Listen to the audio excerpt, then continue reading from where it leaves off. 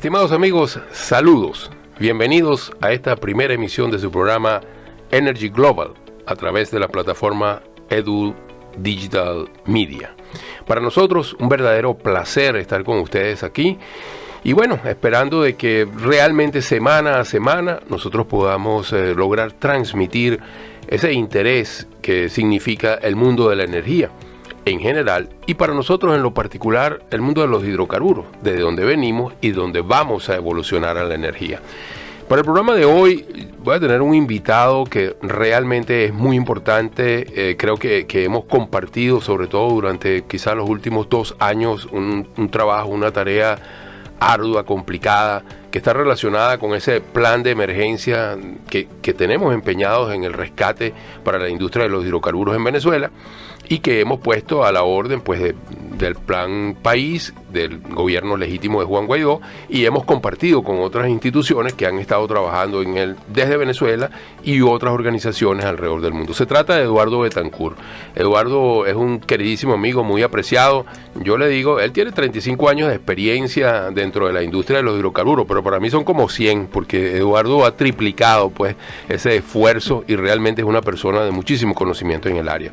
La idea del programa semana a semana es tener un invitado, pero la idea es que podamos ir compartiendo sobre diferentes temas. A mí me gustaría mucho abordar hoy un tema que ustedes van a poder estar viendo en el video mientras que estamos conversando, y es una iniciativa que se está analizando, se está tratando, se está trabajando sobre lo que significaría el uso de los drones para cuestiones de asistencia médica inmediata. Algo así como que usted en los Estados Unidos llama al 911, Eduardo, y te responden y de inmediato sale aquel camión grandote que trae la ambulancia, que sale generalmente desde las estaciones de bomberos y tarda el tiempo que requiere con el tráfico. Pues bien, estos drones, esta nueva tecnología significaría que estos drones que pueden moverse a una velocidad de 100 kilómetros por hora, harían una reducción de los 10 minutos que normalmente tarda en promedio estas asistencias a 1 minuto.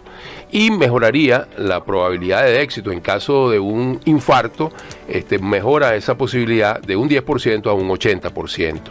Cuando ustedes van avanzando allí en el video, pueden ver a una niña, una joven, una adolescente, cuyo padre sufre un infarto. Ella de inmediato se comunica con el servicio de emergencia. En el servicio de emergencia le dice que el dron está saliendo a su destino. Pocos segundos después ella sale y el dron viene bajando, aterrizando. Ella se acerca, le dicen que guarde el teléfono, que ya está bajo control del dron. Ella toma el dron y se lo pone al lado de su padre. Van a estar viendo allí cómo ella despega una etiqueta verde, que es la señal que le dan. Le pone los plat al papá en los lugares que ellos le indican y a partir de allí le dicen apártese que nosotros nos hacemos cargo. Bueno, básicamente el padre se salva en esta secuencia que se muestra allí. Y esto ocurre, como dije anteriormente, en una reducción 10 veces del tiempo que se está estimando. Por supuesto, esto está todavía en un periodo de prueba. El joven que aparece después allí es el joven inventor, un muchacho muy joven que está trabajando en todo esto, es apasionante.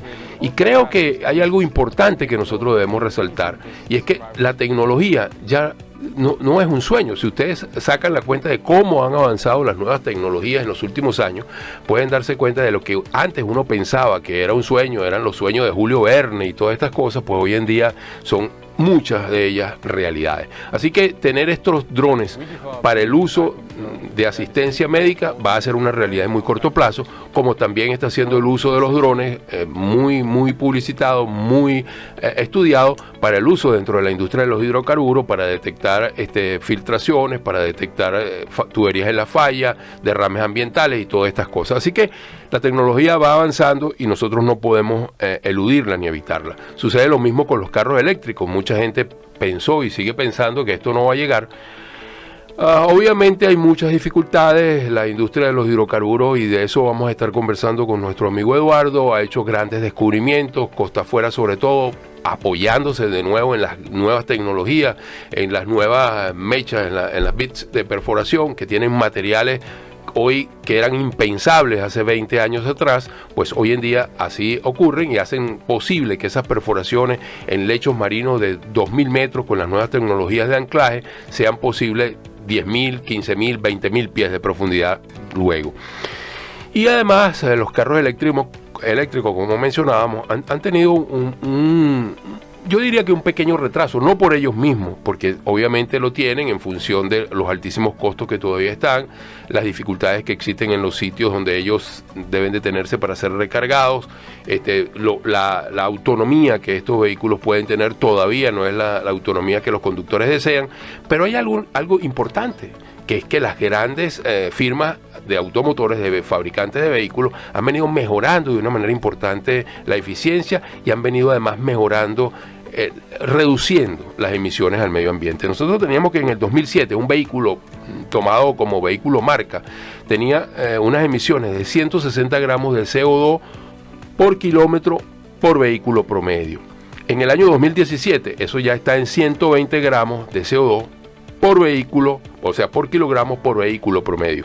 Y hay normativas muy claras que indican que en el 2030 debe ser 60 gramos de CO2 por kilómetro. Obviamente, en la medida que esto va aumentando, pues el interés por tener el carro cero emisiones, que es el carro eléctrico, no toman en cuenta las emisiones que se requieren para generar la energía eléctrica, pero son menores en todo caso, van sucediendo. Igual que sucede con los diésel, que aunque tienen menos emisiones de CO2, sí hacen muchas más emisiones de nitratos. De modo que la tecnología se hace apasionante y por eso venimos insistiendo, y con esto le vamos a dar la bienvenida a nuestro gran amigo Eduardo, formalmente quiero decir, que no deberíamos estar pensando ni para nuestro país ni para el mundo en la energía de los hidrocarburos solamente. El gas promete ser el vehículo de transición, el combustible de la transición, pero deberíamos estar pensando en energía en una visión global, energías alternas como la eólica y la solar, que dicho sea de paso ha venido creciendo de una manera importante e impactante. Y entonces vamos a dejar aquí a Eduardo para que nos ayude con esto, para hacer esto un poco más ágil, más interactivo. Eduardo, bienvenido, muchísimas gracias por estar acompañándonos acá en nuestro primer programa. Por supuesto, Horacio, muchas gracias a ti por invitarme. Y tú has tocado un punto que es interesantísimo. La energía es realmente lo que nosotros necesitamos como elemento estratégico en cualquier país. Y si nosotros fuéramos a ver cómo está el panorama de la energía, tenemos que remontarnos a los acuerdos que han hecho los países de las Naciones Unidas respecto a cuáles objetivos buscar en el desarrollo de la humanidad. Y hay 3 objetivos fundamentales que se han propuesto y donde han concordado casi todos los países, o todos los países prácticamente. El primero es sacar a la mayor cantidad de la población de la pobreza.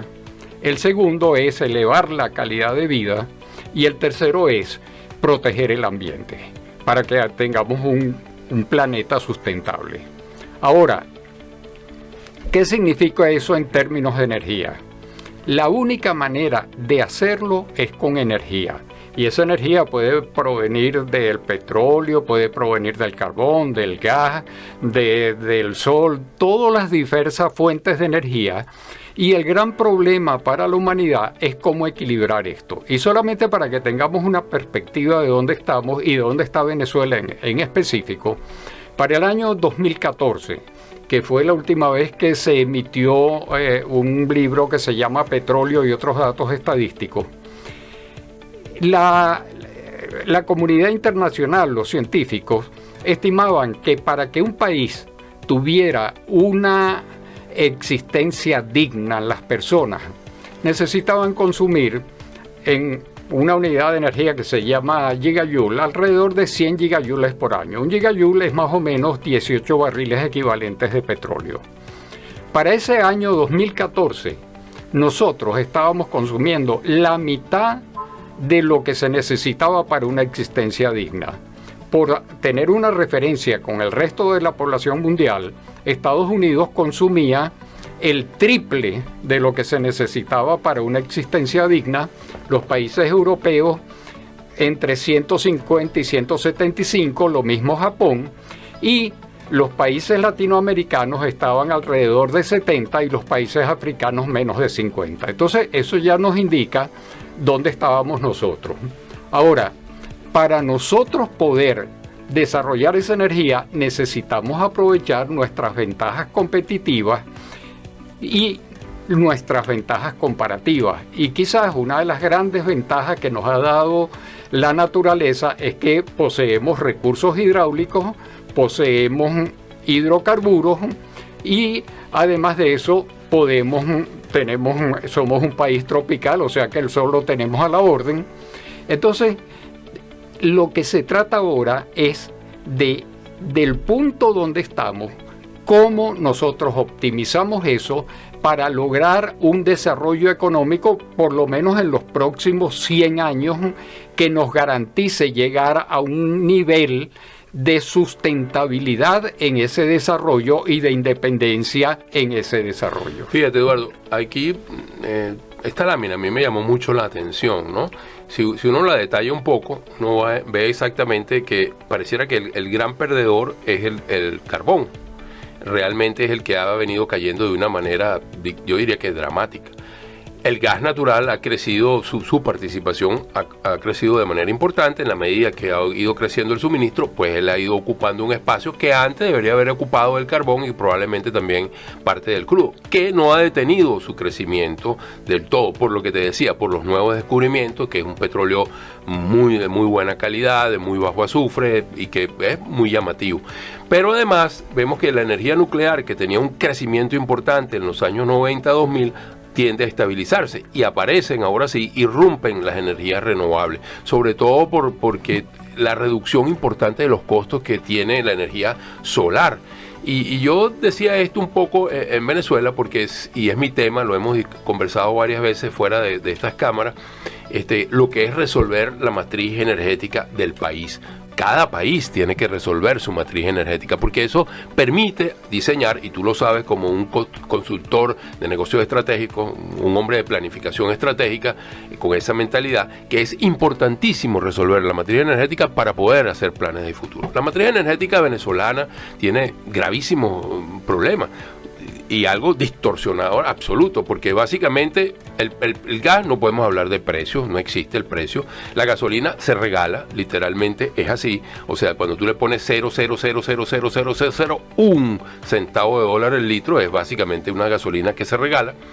Y por lo tanto, eso trae serios problemas para ver cómo vamos construyendo esto. Entonces, yo creo que construir o tratar de resolver la matriz energética dándole el justo valor y además de esto buscando el equilibrio desde el punto de vista social. Obviamente hay compañeros y colegas, tú lo sabes, que hablan de poner el valor del precio de la gasolina al valor externo de exportación, cosa que sería realmente dramático, yo creo que impagable, a menos que se habla de esta palabra que causa escozor, sobre todo en el Fondo Monetario Internacional, que es subsidio, pero inevitablemente habrá que pensar en eso. ¿Qué opinas tú para que toda la gente que nos está viendo tenga una idea? ¿Cómo podríamos comenzar para resolver esa matriz energética nacional para podernos permitir hacer un plan de país desde el punto de vista energético de largo plazo? Porque esa es otra pregunta que no hemos respondido los venezolanos. ¿Qué queremos ser como país en 50 años plazo? Una pregunta que mucho hacía una persona por quien yo tengo un profundo aprecio y respeto, que se llamaba Humberto Peñalosa. ¿Qué opinas tú de esto? ¿Cómo resolvemos la matriz y hacia dónde apuntaría un plan estratégico de energía? Ok, bueno, Horacio, aquí es donde nosotros tenemos que centrarnos en cuál es la situación de Venezuela y cuáles son sus posibilidades. Lo primero que nosotros tenemos que decir es que en el mundo de la energía ha cambiado el concepto de cómo se va a conseguir la energía y ha cambiado muy rápidamente, y muchas veces la población e incluso los tomadores de decisiones se han quedado atrás en algunos de estos conceptos, porque hace apenas 10 años la gran preocupación mundial era si íbamos a tener suficientes hidrocarburos para soportar las necesidades de energía que tenía una población en constante crecimiento y además en constante evolución y salida de la pobreza, como es el caso de China y de India y otras cosas. Sin embargo, Entonces, se vanagloriaban los países que tenían reservas petroleras de que tenemos muchísimas reservas para no sé cuántos años, para 200 años, decíamos en Venezuela. Y la realidad es que el petróleo cada vez le va a pasar igual que al carbón, cada vez va a tener que ir declinando porque el petróleo emite CO2 y el CO2 es precisamente lo que está contaminando el ambiente principalmente. Entonces, ahorita nosotros, ese gráfico que tú ponías era bien interesante. Si nosotros nos ponemos a ver cuáles son las emisiones contaminantes, y las emisiones contaminantes provienen de las tres principales fuentes de energía que tenemos hoy en día en el mundo actual a nivel global: del carbón, del petróleo y del gas. En ese orden, además. Además, en ese orden, y solamente para que los oyentes o los videntes puedan tener una idea, el petróleo contamina 1/3 menos que el carbón y el gas natural la mitad que el carbón. O sea, ¿qué va a pasar en la evolución energética hacia el futuro? Por un lado, se van a incentivar las energías renovables, las energías que son poco contaminantes o no contaminantes, pero por el otro lado, el gas irá sustituyendo al petróleo y el petróleo irá sustituyendo al carbón. Ahora, eso nos pone en una perspectiva. ¿Hasta cuándo nosotros vamos a poder usar el petróleo y el gas, que son los hidrocarburos, como fuentes de energía? Y eso ha cambiado la preocupación mundial. Antes el problema era ¿hasta cuándo nos alcanzará el petróleo? Y ahora el problema es diferente. ¿Hasta cuándo podremos usar el petróleo que tenemos? ¿Y cuánto de ese petróleo se va a quedar para siempre dentro de los yacimientos porque no se va a poder explotar? Por supuesto, eso va a depender mucho de la evolución de la tecnología, pero todavía en las empresas que hacen planificación a largo plazo, que hacen escenarios a largo plazo, se ve que los requerimientos de petróleo van a ir todavía creciendo hasta aproximadamente el año 2030, dicen unos, 2040, dicen otros, 2050, dicen los saudíes, sí. Pero va a llegar un pico y de ahí va a empezar una declinación. Que no es por falta de reservas. Que no es por falta de reservas. Entonces, ahí nos queda a nosotros que esa ventaja tan grande que teníamos como país, que era esas inmensas reservas de hidrocarburos, ahora tienen una ventana de oportunidad que podemos calcularla entre 60 y 80 años. En esos 60 a 80 años nosotros tenemos que aprovechar al máximo eso. ¿Y cómo lo aprovechamos? Uno, como fuente de energía interna, por supuesto, pero otro, como fuente de energía exportable para quienes no lo tienen. Y a cambio de esas divisas que obtenemos por esas exportaciones, tenemos que desarrollar una economía que no esté basada en hidrocarburos, porque los hidrocarburos tienen su vida contada hasta donde lo conocemos ahorita. Puede ser que en el futuro hayan algunos descubrimientos tecnológicos que hagan que los hidrocarburos se puedan utilizar sin contaminar, etcétera, pero ahorita no se ve probable esa posibilidad. Eduardo, yo quería hacer una acotación, porque es que además tengamos en cuenta que nuestras reservas, las que actualmente estamos explotando y las que serían la base de lo que vendría en los próximos años, son reservas de crudos pesados y extrapesados en su gran mayoría, que están compitiendo contra los nuevos descubrimientos de crudos livianos, que además son muy dulces, y nosotros tenemos unos crudos pesados bastante ácidos.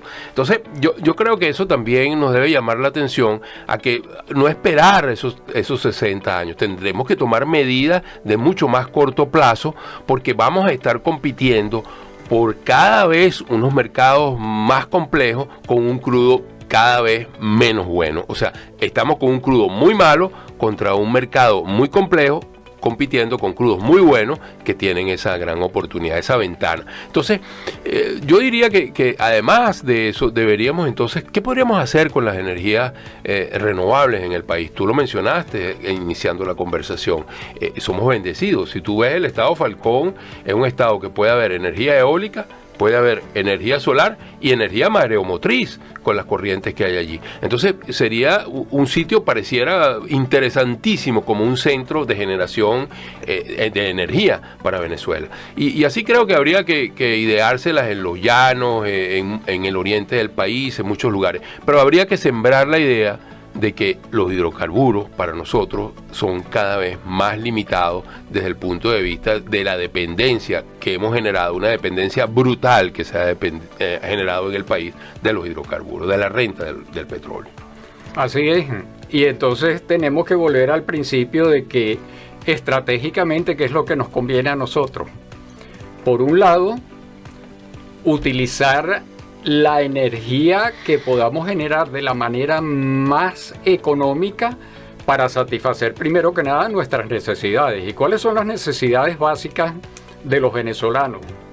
En materia energética necesitan energía eléctrica, necesitan gasolina para los carros, mientras los carros sean de combustibles y no eléctricos, y van a necesitar gas para el gas doméstico para las necesidades domésticas del país, pues para cocinar, etcétera, etcétera. Ahora, ¿qué sería lo interesante en esa matriz energética? Ver cuál es la manera, primero que nada, ver qué es lo que se puede exportar mientras se puede exportar. Y para eso hay que producirlo. Y por el otro lado, entonces, es ver lo que necesitamos para el consumo interno. ¿Y qué sería lo inteligente para nosotros? Explotar lo que sea más económico internamente para exportar lo que sea más valiosa externamente. Ahora, ¿por qué pasa todo esto? Por un proceso básico que es el de una planificación estratégica a largo plazo. Y entonces volvemos a caer en un tema que hemos discutido varias veces. Nosotros necesitamos elaborar un plan que nos proyecte por lo menos hasta el año 2050 para saber cómo tomar decisiones acertadas y no estar improvisando en cuanto a las decisiones o no tomarlas por intuición o porque me parece que esto es así, sino sustentar eso precisamente en escenario. Tal vez deberíamos decir entonces, ya para ir cerrando, me interesaría mucho tu opinión al respecto, que el plan país que se está discutiendo, en el cual hemos participado en el área, yo diría de energía, porque también nos hemos empeñado en que el sector eléctrico vaya de la mano del sector de los hidrocarburos y de las energías alternas, ese plan país debería ser un plan abordado no para la transición, sino un plan país para Venezuela, para la Venezuela de 50 años adelante, y que además podamos hacer algún día, ¿crees tú que sea posible un compromiso los venezolanos de que no importa cuál sea el gobierno, ese objetivo de plan de Venezuela para 50 años sea el plan país, independientemente del gobierno, aunque cada uno de los gobiernos pueda tener variantes, porque todos la tienen, pero que el objetivo sea el mismo? ¿Tú crees que eso sea posible? ¿Sueñas con eso? Yo no solamente sueño con eso, sino que me parece que es la única ruta lógica. En otras ocasiones yo he dicho que el petróleo no es un problema ideológico, es un problema estratégico. Y cuando nosotros vamos a la estrategia, nosotros tenemos que trabajar con cifras, con proyecciones, con posibilidades, y ahí no valen las ideologías. Ahí lo que vale es cómo podemos nosotros lograr llevar a los venezolanos a una condición digna, a un desarrollo de país y a la vez a una posibilidad de desarrollo sustentable no contaminando. Eso exige planificación. Primero que nada, planificación. A mí me llama la atención mucho que, por ejemplo, en la Shell, el que dirige la elaboración de los escenarios futuros es a la vez el que dirige la parte de conservación ambiental. O sea, ellos están muy claros que para tomar decisiones se tiene que tomar en cuenta que las decisiones sean sobre una base sustentable en el tiempo. Y yo creo que eso es lo que nosotros tenemos que ponernos de acuerdo, y tiene la ventaja de que podemos ponernos fácil de acuerdo a nivel técnico. El problema es cómo transmitir esto a los tomadores de decisiones que están en el nivel político, y en eso hay que crear una conciencia pública y hay que crear los puentes para entender cuál es el problema real de la energía en Venezuela. Sí, Eduardo, yo siento que hemos quedado así como fallos en el tiempo, y estoy seguro que esta invitación se va a repetir en muy corto plazo, porque además tocaste este último punto que a mí me da mucho, porque para muchos de mis colegas yo me he convertido en un político, y para muchos de los políticos yo sigo siendo un profesional de la ingeniería, un petrolero, pero siento que puedo tratar de comprender ambas partes, que necesariamente deben cesar en sus aproximaciones recelosas para poderse sentar en una misma mesa y hacer eso, construir ese plan país de largo plazo que es imprescindible. Así que te extiendo de no sé para cuándo todavía, una nueva invitación. Estoy seguro que tú la vas a aceptar, y querer decirle a todos quienes nos están viendo en este momento que esta es la idea de este programa, poderle transmitir a ustedes, intercambiar las ideas con nuestros invitados, y sobre todo darle un toque cada semana fresco a lo que significa la energía. Yo creo que hay que pensar en el futuro, porque ese es un futuro posible sobre la base de la energía, de la investigación aplicada, y de que podemos lograr muchas cosas que son imprescindibles para que la vida en este planeta, el único que tenemos, sea viable por muchísimos años más. Así que yo les extiendo la invitación para el próximo martes a las 10:30 en su programa Energy Global, y tendremos un nuevo invitado que me estará acompañando para esa semana, y a través de la plataforma Edu Digital Media. Así que no se los pierdan, los esperamos acá la próxima semana a las 10:30 en este mismo lugar, en este mismo espacio, y saludos energéticos. Eduardo, muchísimas gracias. Gracias a ti, Horacio, por la invitación.